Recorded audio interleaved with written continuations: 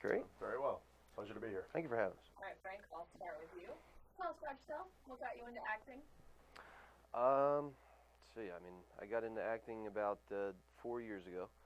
I was always in love with it, always watching film and TV shows, and always wanted to get into it. I wish I got into it at an earlier age when I was in high school, but I kind of was, I guess, a little chicken and didn't really know what I wanted to do with my life.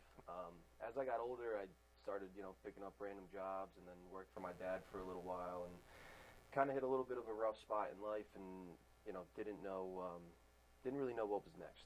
And a buddy of mine invited me out to a set to just be a PA for the day on a music video, and I was thrilled. I mean, I was so excited, just to hang out and watch other people work. Learned the process, really fell in love with it. The second day, one of the actors didn't show up, and it was a music video, so I mean, I didn't have any lines, but I was telling a story to it, so I'd go in and they were like, oh, you think Frank would want to fill in for the guy who didn't show up? And as soon as I overheard them saying it, I was like, oh yes, fantastic. They came over, didn't even have to ask me.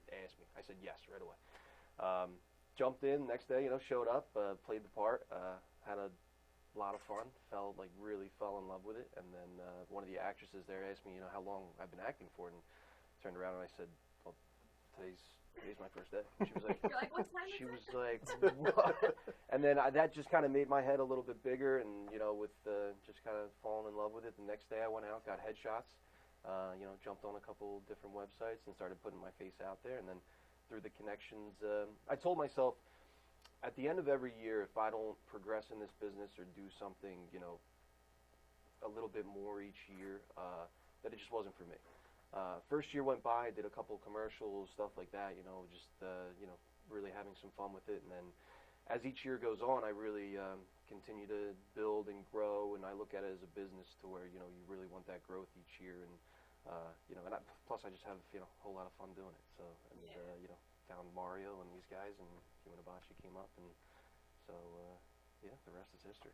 So. Nice. Well, what other projects have you been part of? So this year has been like my biggest year yet, which I'm just really excited to say. I have another film that we filmed earlier this year that'll be out in the fall called Game Day, which is a story about family from Philadelphia, and it revolves around the Eagles and Dallas Cowboys that play. It's on what is the biggest game of the year. Eagles play the Dallas Cowboys, and it's more of the family revolving around that, and the drama and everything else that comes with it. I play a bartender in that hits on the lead actress, and I might be like a devil in plain clothing kind of feel, which is a lot of fun to play. It's best playing the villain, right? You betcha. But that one, and then part of a World War II movie called Sons of the Phoenix, which I play a merchant marine in, and beginning scene, our ship may or may not get hit by a torpedo, and then we kind of go to war, and I play a little bit of a coward in it, which is always fun to play.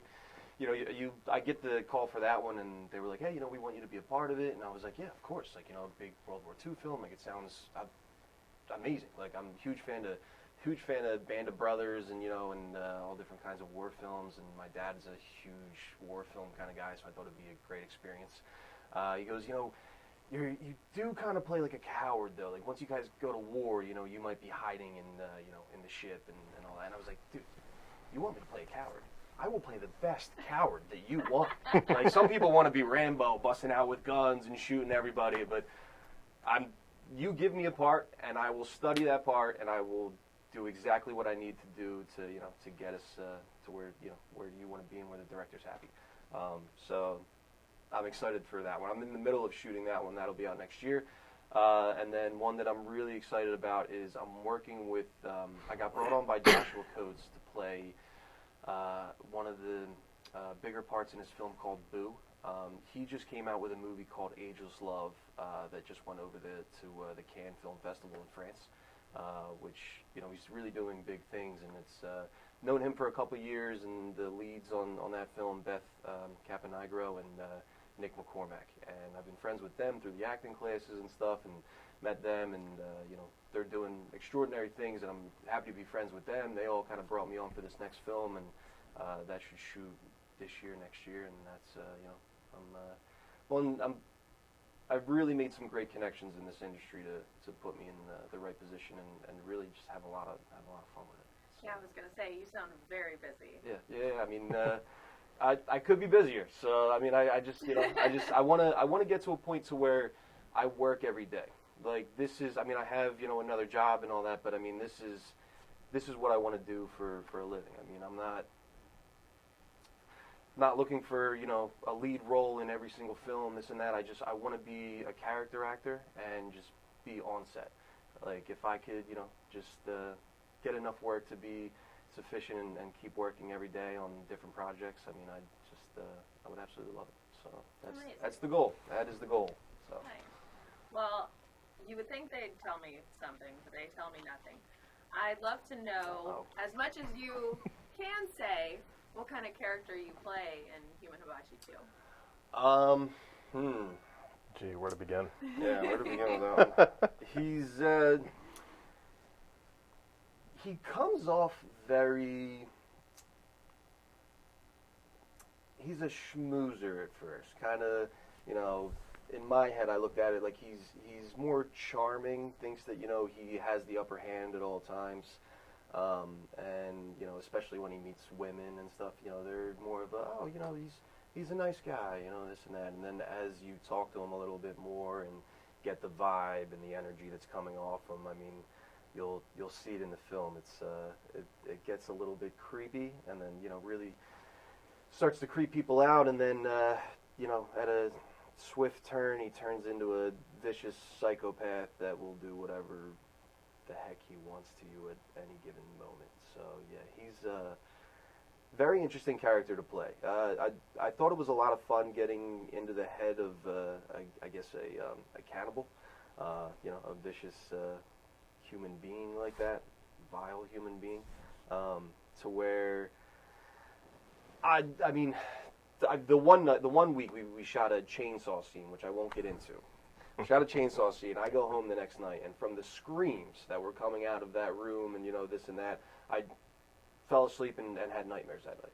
Like, I mean, people look at it like, oh, you're just playing a character, this and that. But I mean, I'm also pretending like I'm chopping people up and eating them, and just living with a family full of psychopaths and friends full of psychopaths that we're just laughing constantly about, just eating people and chainsawing them and knifing them. And I mean, Nick's got a few crazy scenes in there where he's killing a couple people, and I mean, we really dove into it. So Mario really allowed us to have some fun on set and open up and kind of work together, cooperatively, and we really put something great together. Like, I'm really excited for the world to see it. But yeah, it's the character is.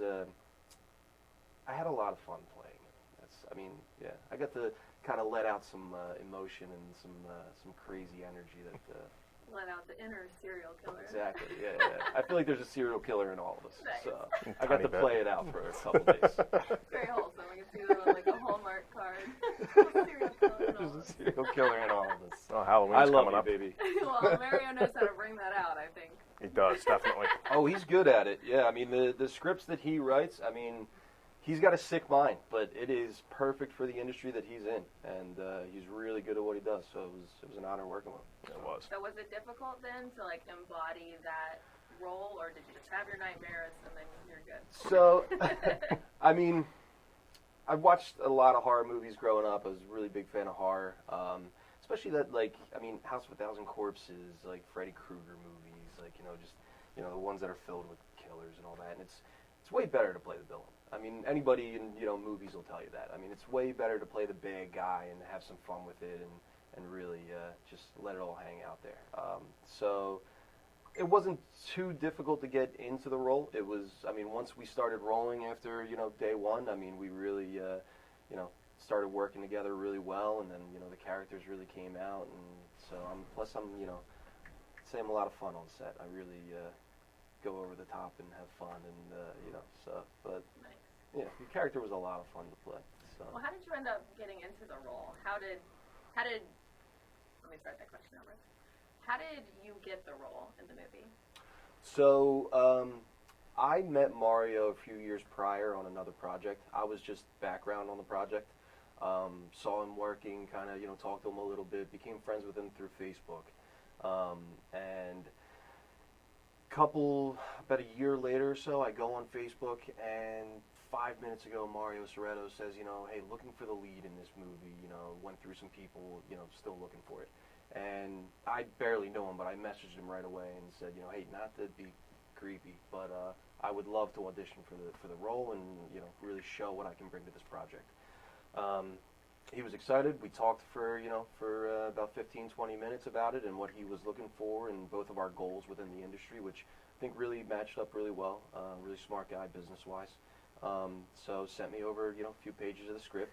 Went home that night, worked about, I'd say 2.5 hours, and it was 2 pages, but I mean, I really wanted to find it and get it down, and worked really hard on it. Sent him over a video, and within the next 10, 15 minutes, emails me back and says exactly what I'm looking for. You really understand the character in the script, and and it was a green light. So Nice. I was very happy at that moment. He's like, you have a strong inner serial killer. Yeah. I mean, hey, I can show you the audition. At the time, I was like, not to toot my own horn, I was like, plus I just finished a 7-day intensive with another acting coach, Karen Giordano. She's got a class up in New York, and she changed my life completely. I mean, I learned all different, about the chakras, energy points, and how to find your certain emotions in your characters for 7 days straight, 2 hours a day, and then, I think this was like a week or 2 after that he asked me to audition, and I just took everything I learned from that week and really, and now everything I do literally comes from what I learned from her, and I put it all out there. So it didn't just change my acting career. She kind of changed my life and how I see it as a whole, to where I go into things like this and kind of just give it my all now. So amazing. It was perfect primer then, right before. Yeah, really set up the alley-oop for me. Nice. So yeah, slammed it down. So very excited about it. I mean, Mario, it was what Mario wanted, and and I was just happy to be able to provide him with the character he was looking for. So yeah, amazing. Nick, how are you? I'm great, thank you. Thanks again for having me here. Tell me, how did you get into acting? Well, I've had the acting bug ever since I was 3 years old, actually. I can remember it like it happened yesterday. My first live-action movie that I ever saw was a James Bond movie, Diamonds Are Forever. It was Sean Connery's last James Bond film. And I remember going up to my room, watching it on the VHS and everything, and I had no idea what I was about to see. And as soon as he walked out onto the screen during the gun barrel sequence at the beginning of the movie, he turned and shot. The blood came trickling down on the screen. Even at 3 years old, I thought it was the most amazing thing I've ever seen. And ever since then, I've idolized Sean Connery. He's the one who inspired me to become an actor, and just had a passion for it ever since. In elementary school, I did a couple of talent shows, doing scenes from movies, impersonations and whatnot. And middle school and high school, I did musicals. High school, I majored all through drama. Then after I graduated, I had kind of a dry streak. I kind of got away from it. I was young. I got a job and was just interested in making money. So I didn't really pursue it in the way that I should have at a young age. But 4 years ago, like Frank here, I got started, and a friend of mine actually introduced me to a young lady, Carmela Hazlett. She's done some stuff that's on Amazon Prime, web series and whatnot. And we got to talking, and she invited me to one of her premieres that she had for a TV show back in 2017. And I went there. I got to meet a couple actors, to see the show. It was a great show. It's called Laws of Perdition. And there was a gentleman I spoke to there, Aaron Anderson, and he's been in the business for a while. And he got me hooked up with my first gig on set. It was a zombie movie called The Decade. And I played a zombie. I was on screen for, about 20 seconds. But just being there on set to play a zombie, it was a great experience. And the director of that movie, her name is Delia Wood. And her and her family have a family business, a production company. So most of the work I've done so far has been with her. It's been web series and independent movies in Philadelphia. So I've been working with her for a long time. Real great crew and everything. Always had fun with them on set. And about 3 years ago, after I'd done some work, I've made a few more contacts on Facebook and everything. Uh, I met a lady named Carla Morales, who sadly is no longer with us. She saw a monologue that I filmed myself doing, a scene from a movie, and she recommended me for the lead part in a YouTube series called The Book of Nimrod.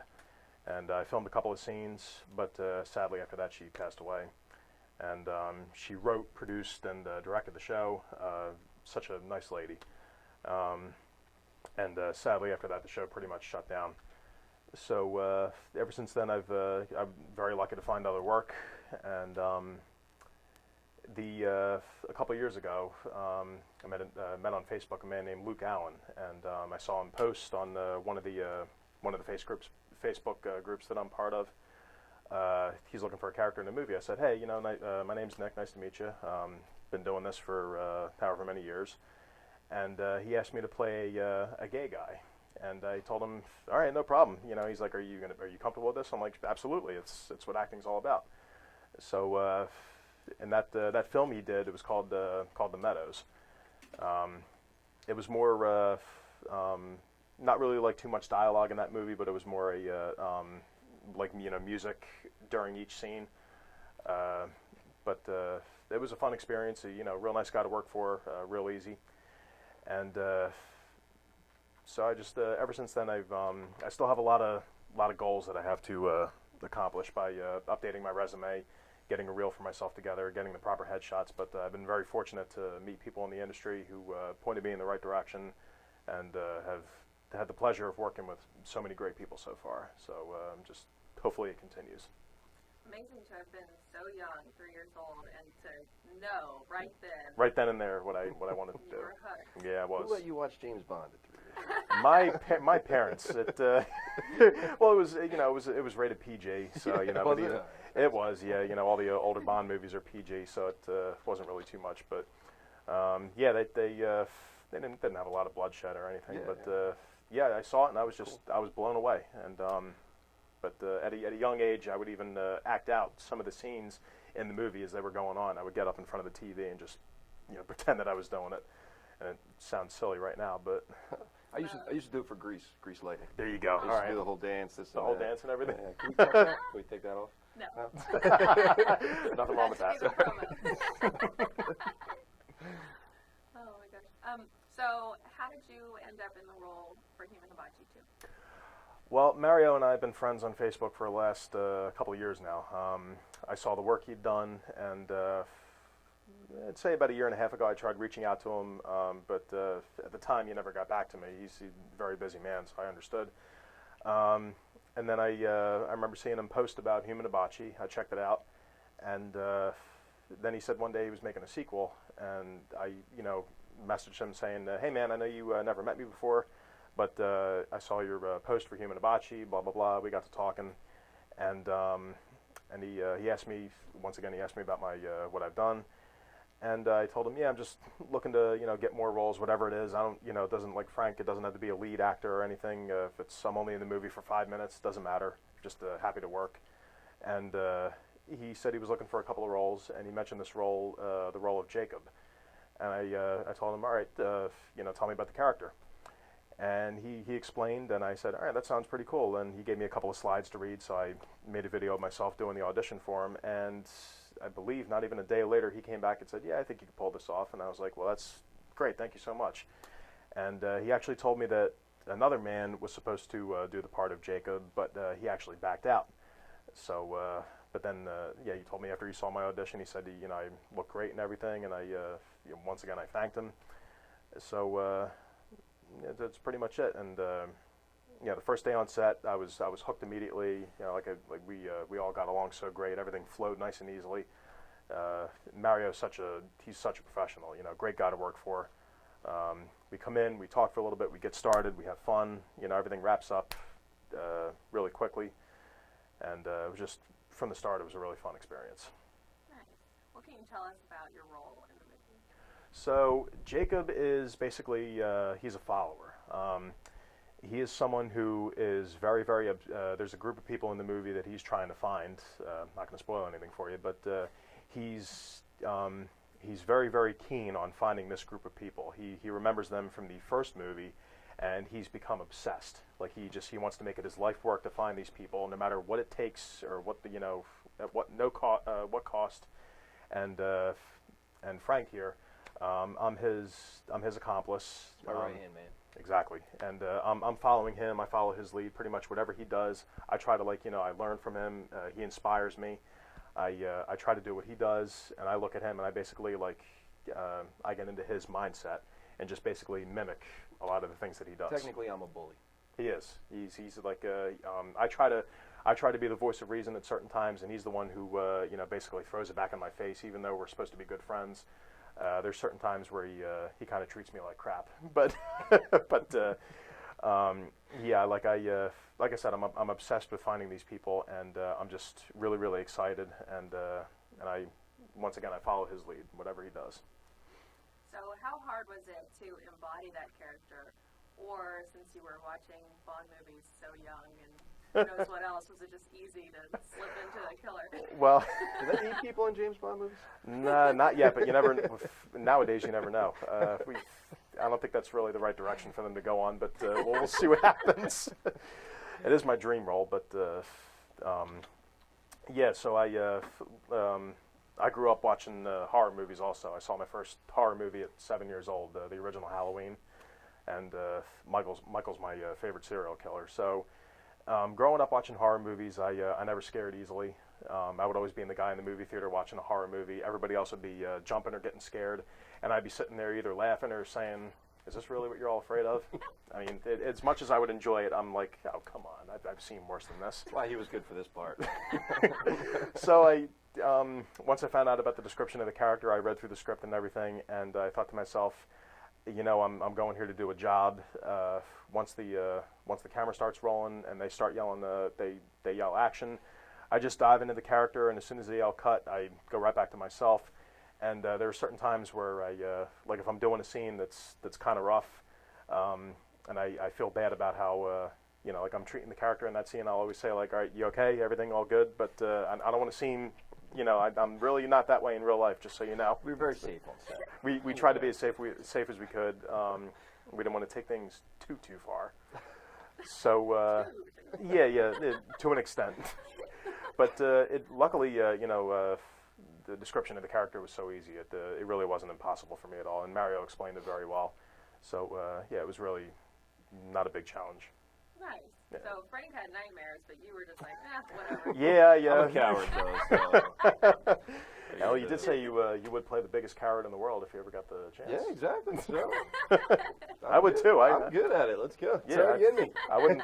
I'll tell you, when you hear this girl screams, oh, it's legit. It's she sells it. She went there to where we were all looking at each other in the other room like, what is happening? She really does believe that she's about to be chained up or chainsawed. Yeah, she really did a great job, Christina Aponte. So yeah, she really did good work. So. We should ask her about her nightmares. Well, if she hadn't. I already told her she gave me nightmares. So yeah. She's probably like, "You killed me." Yeah, shouldn't I be the one having nightmares? Nice. Because he's very.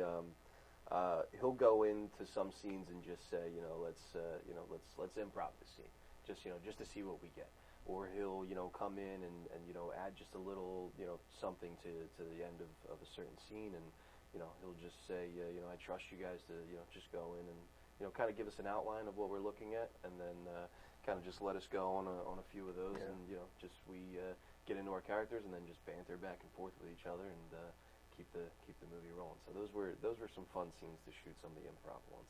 Yeah, that's amazing. We'll go right there on set, and he'll throw something in right there on the spot at last minute, and let's why don't we try this out? You do this, you do that, and we do it, and the whole thing just flows so easily. It works. Yeah. He's a big fan of improv, and he just comes up with things like that, and it always works. Yeah. So, amazing. Yeah. How common is that for a director in your experience to just give you something and say run with it? So I mean, it depends on the director. So I mean, I don't usually see it that often. I've seen it, once or twice with other people that'll just be like, hey, I have to, add in the scene, but they'll give you, I guess, a little bit more to, in the dialogue wise. Mario's very creative, to where when he, he goes home at night and then he'll figure out, his scenes that he shot that day, and then, if he wants to add something else, and to kind of help the movie flow a little bit better. So he'll come in the next morning and say, hey, so I had this crazy idea last night that I think that we should throw this in there as well. I didn't write the page of dialogue, but this is where, we pick up, and then this is where I want to end at by the end. So where it's not like, we go in there and then just overly ramble, and, we're just, talking on screen and, putting people to sleep. It's more of, me and Nick would review the scene before, have, 20, 30 minutes to kind of review it before, and then try to figure out the best flow for it, go over it with Mario. Mario approves it, and then from there, just kind of, get in there. He's on camera, and then me and Nick kind of run across each other and, and push it through. And they really came out really well. Plus he's an easy guy to work with. So he's likewise. He's very laid back, and he's down to do whatever. So we would work well off of each other, and kind of just improv a couple of it. Not the whole movie. There might be 2 or 3 scenes in there that we improv, but yeah, that's probably where a lot of the magic is. Though. Yeah, exactly. So when the director kind of just lets you go, and then we kind of just cook up something, and then Mario will get that. If it's bad, you'll know it's bad. If it's good, then you just, all right, next, move on to it. Yeah. And that's most directors, but there's no, all right, yeah. It's just like, and when you get the okay, next, then we look at each other. All right, that's good. All right, great. Yeah, that was great. All right, let's move on. Yeah. Okay. No. To make it really fun though, just coming in for the day and knowing this is what we're gonna do, and then him being like, actually, let's try this. Yeah, it's a surprise. You never know what he's going to throw at you, and then by the end of the day, you think to yourself like, all right, that wasn't supposed to happen, but that was really cool. Yeah. Yeah, it really led to some good footage. A couple of those scenes, I think we really made something people are really going to love. So, Nice. yeah, I'm excited to see it. That's how in the first one I ended up getting murdered so many times. Like coming with just improv. being like, actually, I'd like to kill you this way now. Yeah, he's got a good head for horror. All right, on the phone we have the man of the hour, Mario. How are you? Too cool to hang out with us, I see. Hey, how's it going, Mario. So we've been talking about you a little bit. All good things. We swear. Most good things. We're Nick? talking about how creative you are and how you just show up on set some days and be like, I know that you guys read that this is what we're doing, but how about this? Yeah. Mm-hmm. So we were talking about the few scenes that you kind of threw in with the improv, and how we kind of had some cooperative play there and worked with each other, and then really shot some really good scenes out of it. So.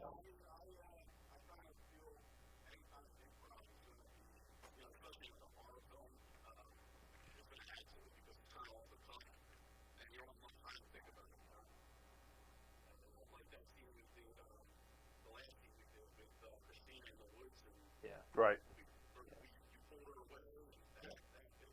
Oh, don't spoil anything there, huh? Settle and action.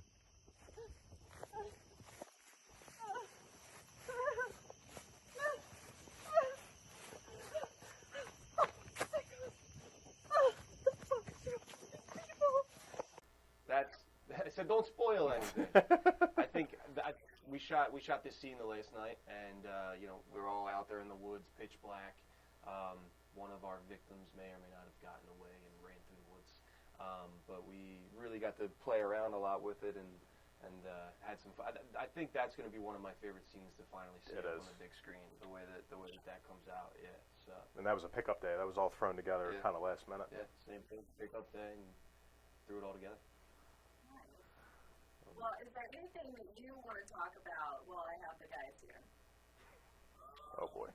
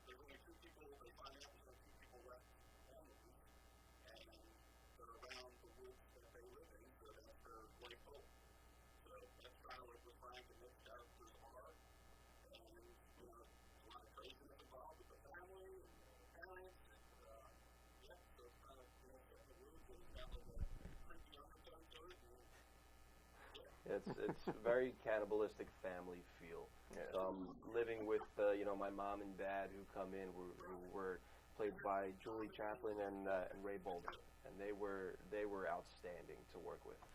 They really give off that creepy parents, just kind of also in on the cannibalism. We drag bodies through the house, and the guy who plays my dad is like, all right, bring her to the basement. Actually, let me get a taste of her first, kind of feel. To where it's very meta to where it's we're kind of playing with the viewers as we go along, and really I'm super excited to see it. Yeah, it's gonna be great. Well, I'm excited to see it. I hear that it's twisted enough to have given Frank nightmares. It was Nick that had I think Nick was the one. Didn't you say that you were having nightmares? Hey, come on, don't turn this around on me. Nick has been watching slasher films since infancy, so he had no problem. Well, maybe a little bit later than that. He was in the crib watching murders. I've had some.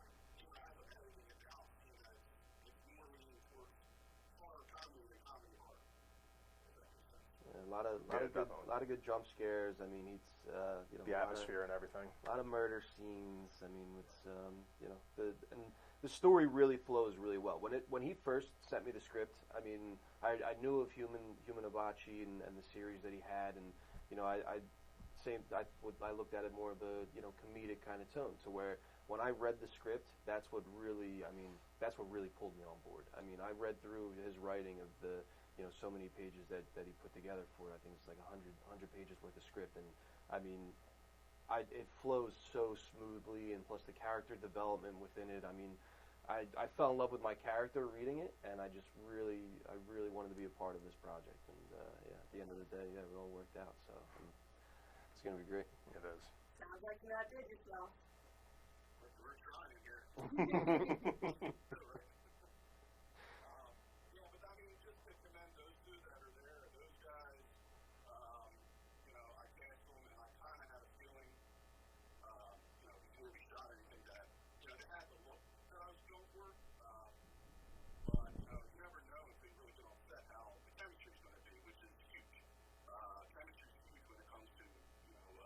Like roles like that where they're in a role that's not conventional. I mean, it's not.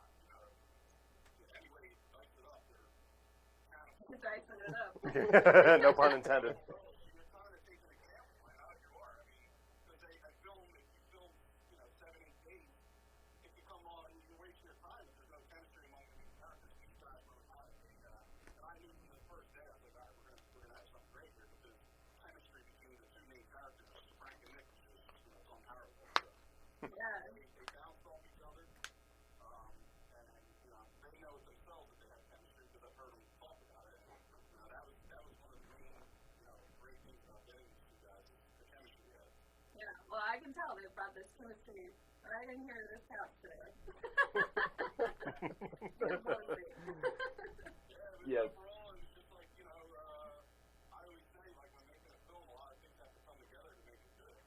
That's why there's a lot of movies that you watch and you're like, oh, that sucks. Just there's a lot of components to make a great movie, and one of them is chemistry amongst the cast. And I feel like that the whole cast in general was very, they had a lot of chemistry. I mean, from everybody, it was just, it was smooth. There was no hiccups in the filming or the production, and now we got a great product. He casted really well. He So did, I mean, from the table read when we all went out and hung out for the day, everyone was very comfortable and very willing to give themselves to make something above and beyond, which was really great. I mean, nobody really shied away from anything or anyone, and and the second that we started rolling, a couple weeks after that, and everybody was ready, prepared, and just really let themselves shine through, and we had a lot of fun. So, the table read by itself just flowed so easily. I thought to myself, like, all right, this is going to be a fun project to work on. Yeah, maybe we had too much fun. All